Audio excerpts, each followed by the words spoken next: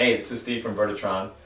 Say there's many times when we get asked to provide a controller quotation, they're asking us what the disconnect size should be. That should be something that's done by the electrician based on the motor horsepower and the full load amps. But if you're doing a bid on a project and you want to do a modernization to a hydraulic elevator, and sometimes the horsepower will increase if you're changing out the power unit, and you want to have an idea if the disconnect is the right size, this is a little tool we've been giving out for years. They're free. All you do is contact VMI and we will send one to you. I'm going to go through it real quick and show you how it works. So here you go. Okay, this is a little slide chart that is going to show you what the motor full load amps are for different horsepowers. What you're going to do is you're going to slide the chart until you have the desired horsepower in the little black part up here.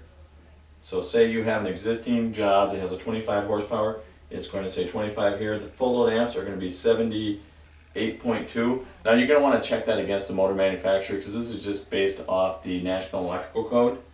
But if you scroll down here, or if you look down on the information here, it's going to say that at a 25 horsepower 208 volt is going to require a 100 amp disconnect and should have number 3 wire.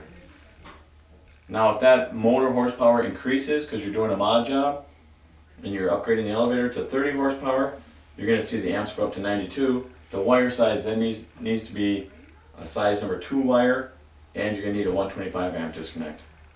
So this will tell you the full load amps based off the National Electrical Code, what size wire that requires, and what size fusible disconnect it is.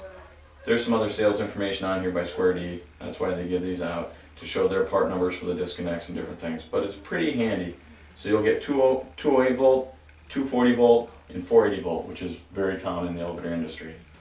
On the back side, we have some single phase stuff too that you can figure out the single phase motor data.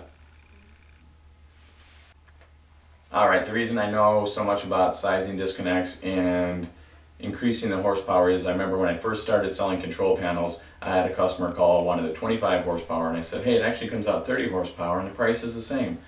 What I didn't know was his disconnect wasn't going to be the right size, and the electrician was going to have to pull all new wires in.